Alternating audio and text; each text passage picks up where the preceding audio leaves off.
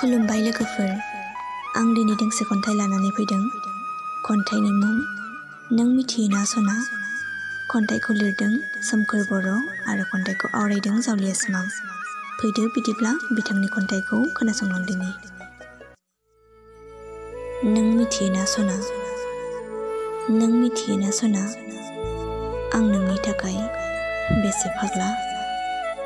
आं नोंखौ गावनि जिउनिख्रुइबो बांसिन नुनोमोन। नों मानो एसेबो बुजिया सना। नोंनि थाखाय आं हर सान गाबखोमाबायो सना। जानो लोंनो गोसो गैया जालांबाय।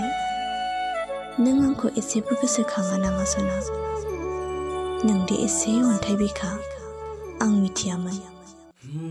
सना, ओइ सना, आं बे बुहुमाव थानो गोसो गैला। आंनि असे होननाय रावबो गैला।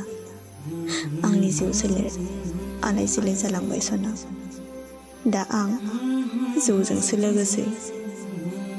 नोंनि बै समाव बुंनाय रावफोरा आंनि बिखाखौ सौग्लिफैबाय थायो सना।